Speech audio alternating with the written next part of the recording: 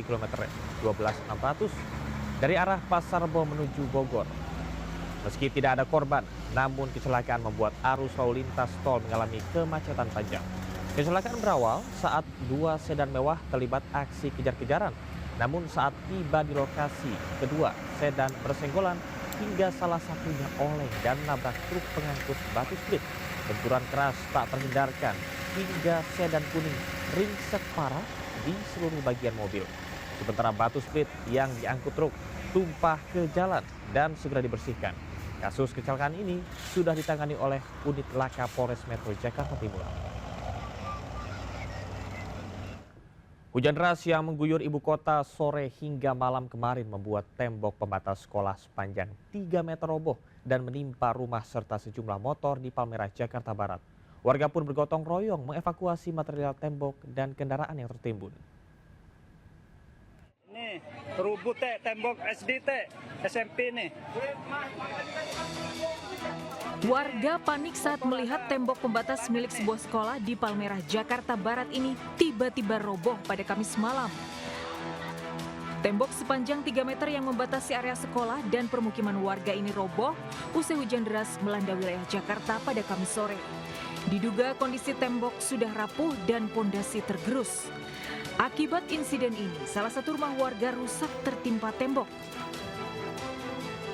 Sejumlah sepeda motor warga yang berada dekat tembok juga ikut tertimbun reruntuhan. Tidak ada korban jiwa dalam peristiwa ini. Polsek Palmerah langsung melakukan olah tempat kejadian dan memasang garis polisi agar warga tidak mendekat ke lokasi.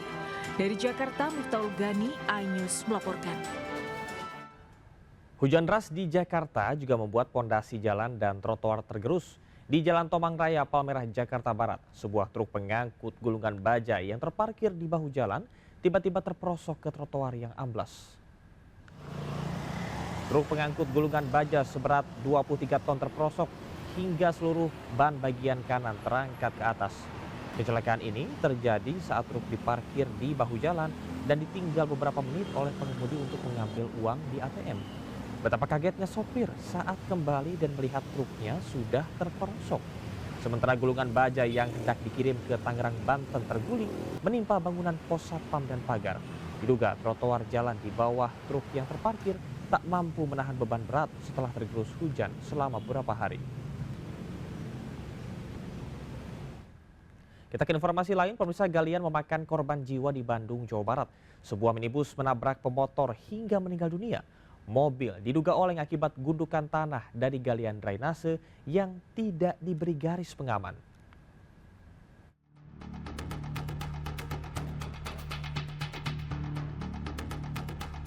Rekaman CCTV di sebuah toko menunjukkan kejadian kecelakaan di Jalan Cigondewa, Kota Bandung, Jawa Barat.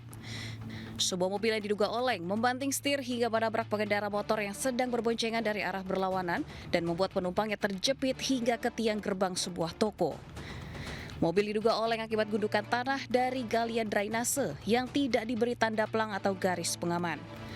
Penumpang sepeda motor yang merupakan seorang perempuan meninggal saat mendapat penanganan di rumah sakit. Selain tak diberi marka jalan, kondisi jalan yang sempit dan penerangan jalan umum yang kurang membuat galian tidak terlihat oleh pengendara hingga sangat membahayakan pengguna jalan. Dari Bandung, Jawa Barat, Yanuar Candika, iNews melaporkan. Tidak terima menjadi korban catcalling dan eksibisionis saat lari pagi. Seorang wanita melapor ke Damkar untuk dilakukan penindakan di kawasan Bendungan Hilir, Jakarta Pusat. Petugas Damkar melakukan pengejaran pelaku yang merupakan seorang pengemudi ojek pangkalan. Seorang pengemudi ojek pangkalan ini dikejar petugas Damkar usai dilaporkan seorang wanita melakukan aksi catcalling dan eksibisionis di kawasan Bendungan Hilir, Jakarta Pusat. Kemarahan korban tak terbendung karena ia mengaku sudah berulang kali merasa terancam, di mana pelaku kerap melakukan aksi eksibisionis menunjukkan alat kelaminnya. Petugas Damkar lalu melakukan peneguran pada pelaku untuk tidak lagi melakukan perbuatannya. Korban mengaku aksi pelaku sudah sangat meresahkannya dan sering ia alami hingga tak berani untuk keluar kos. Korban juga mengaku sudah tidak berani untuk lari pagi karena terus merasa was-was dan khawatir pelaku muncul dan melakukan tindak asusila kembali. Usai dilakukan peneguran, korban sempat mengancam jika pelaku kembali mengulangi perbuatannya, maka akan dilaporkan ke polisi. Bapak ketawa-ketawa. Sungguh ironis, bukannya menangani kasus perundungan yang menimpa seorang pelajar, pihak sekolah malah memaksa orang tua korban menandatangani surat pengunduran diri anaknya di salah satu SMK di Cengkareng, Jakarta Barat.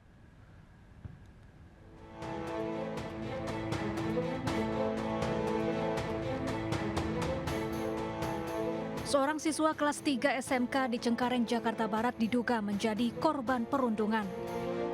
Korban mengaku kerap diolok-olok teman-temannya di sekolah. Korban yang tak kuat menahan ejekan akhirnya memutuskan tidak masuk sekolah selama 1 minggu. Selain itu, orang tua korban mengaku dipaksa menandatangani surat pengunduran diri korban oleh pihak sekolah dengan alasan korban membolos tanpa keterangan. Hingga kini, pihak sekolah masih enggan memberikan keterangan terkait dugaan perundungan di sekolah. Dari Jakarta, Miftahul Gani, iNews melaporkan. Dunia game kali ini diramaikan dengan permainan Water Gel Blaster. Mainan berbentuk senjata tersebut memiliki peluru berbentuk butiran gel yang pecah saat ditembakkan. Nah, kali ini jurnalis iNews Nata Arman sudah berada di Pasar ASMK Jakarta untuk menelusurinya. Pemirsa, sedang viral dan juga ramai menjadi perbincangan di media sosial terkait dengan mainan anak di tahun sekarang yang memang notabene-nya ketika saya bandingkan dengan tahun saya waktu zaman SD ataupun SMP, ini cukup berbeda, sangat jauh karena mainan tembak-tembakan yang identik dengan peluru berwarna kuning atau peluru plastik yang berbahaya, kali ini diubah modifikasi menjadi peluru gel atau berbahannya seperti jelly. Kemudian ini berbahannya lunak dan pecah ketika ditembakkan dengan tekanan ataupun yang dirasakan ketika ditembak ini tidak begitu sakit. Dan saya pun akan bertanya dengan salah satu pedagang yang ada di sisi sebelah kanan saya. Halo Pak. Iya Pak. Selamat siang, namanya siapa Pak? Mulyadi. Untuk pelurunya Pak, ini kan banyak yang pada nanya juga ini pelurunya aman nggak sih kalau misalnya ditembak-tembakin atau digunakan untuk anak-anak? Coba mungkin bisa di-spill. Aman, kalau ini kan dari gel. Kalau ditembakin itu jadi pecah dia. Jadi nggak bahaya. Dan nggak sakit ya Pak? Nggak sakit juga. Oke, coba saya pengen ngetes pakai tangan saya Pak. Siap. Kira-kira sakit nggak? Tidak sakit. Oh iya, pecah ya berarti ya? Karena lunak juga bahannya. Dalam satu hari kira-kira laku berapa sih Pak tembakan? Kalau nominalnya sih nggak tentu Pak. Kadang ada lebih 6, kadang 2 biji. Tapi tiap hari ada. Pasti ada aja yang beli, Ada, ya? ya. Oke. Terima kasih banyak Bapak atas informasi dan waktunya. Ya. Semoga laku banyak Pak. Amin. Pemirsa, itulah tadi perbincangan saya dengan salah satu pedagang yang mengatakan bahwa memang Ini mah nggak bahaya. jika kita bandingkan dengan ketika zaman saya dulu SD, ini lebih aman, lebih safety.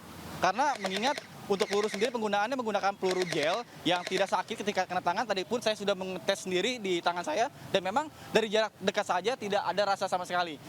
Namun tetap saja dalam permainan ini harus ada pengawasan orang tua karena dikhawatirkan anak-anak, namanya anak-anak bermain tembak-tembakan, entah itu menembak siapa yang bersifat mengganggu, itu tidak dibenarkan. Dari Jakarta, Nata Arman, Iriansyah, iNews melaporkan. Pemirsa, akhir pekan besok bagi Anda yang mau berwisata ke Bogor punya alternatif transportasi selain KRL, yaitu memakai bus Transjakarta yang berangkat dari Blok M. Informasi selengkapnya disampaikan oleh rekan Naura Syafikah dan juru kamera Zulkarnain berikut ini. Pemirsa, sekarang kalau mau ke Bogor nggak perlu merogoh kocek yang mahal karena sekarang ada Transjakarta yang melayani perjalanan dari Blok M hingga Bogor, yaitu namanya adalah rute P11. Dan memang untuk perjalanan ini sudah diresmikan pada bulan Juni 2025 lalu dan untuk penggemarnya semakin banyak yang setiap harinya menggunakan rute P11 ini. Rute P11 setiap harinya memiliki 25 armada yang mana untuk perjalanan ini kalau tidak padat ini ada bus yang datang setiap 10 menit sekali. kali. Namun kalau misalnya di padat atau di jam sibuk, biasanya itu di 15 hingga 20 menit sekali. Dan ini adalah salah satu Transjakarta rute P11 yang sudah hadir dan sudah siap melayani para penumpang yang tadi antriannya ini cukup panjang di sekitar sini. Dan ini untuk perjalanan dari rute P11 ini memang dimulai dari halte Blok M yang nantinya untuk perjalanan akan naik ke koridor 13, kemudian lanjut masuk ke tol Jagorawi. Dan memang ini adalah salah satu transportasi umum yang sangat digemari oleh banyak masyarakat pastinya, yang karena memang untuk jumlahnya untuk atau tarifnya pun ini terjangkau sekali, kemudian juga untuk waktunya yang ditempuh ini kalau di jam-jam tidak sibuk itu sekitar 1,5 jam untuk perjalanan, namun kalau di jam sibuk ini biasanya memakan waktu hingga 2 jam. Nah, kalau untuk pemirsa yang bingung ini rutenya lewat mana saja, nah di halte Blok M ini sudah disediakan, ini ada untuk papan rutenya, perjalanannya melewati halte mana saja sih. Memang kalau untuk Blok M ini berada di jalur 5, jadi jangan salah ya pemirsa untuk mengambil jalurnya. Dan ini melewati Pasar Santa, kemudian lanjut hingga ke Pancoran, kemudian juga hingga ke Cibubur, dan nantinya akan berakhir di Botani Square. Dan tiap harinya memang untuk rute P11 ini melayani hingga di 8.000 penumpang setiap harinya, baik dari Bogor hingga ke Blok M, kemudian juga dari Blok M hingga ke Bogor. Jadi untuk pemirsa yang belum merasakan untuk bisa jalan-jalan ke Bogor menggunakan Transjakarta, bisa langsung berkunjung ke halte Blok M untuk mencoba rute P11 ini. Dari Jakarta, Nora Syafika, Zulkarnain, iNews melaporkan.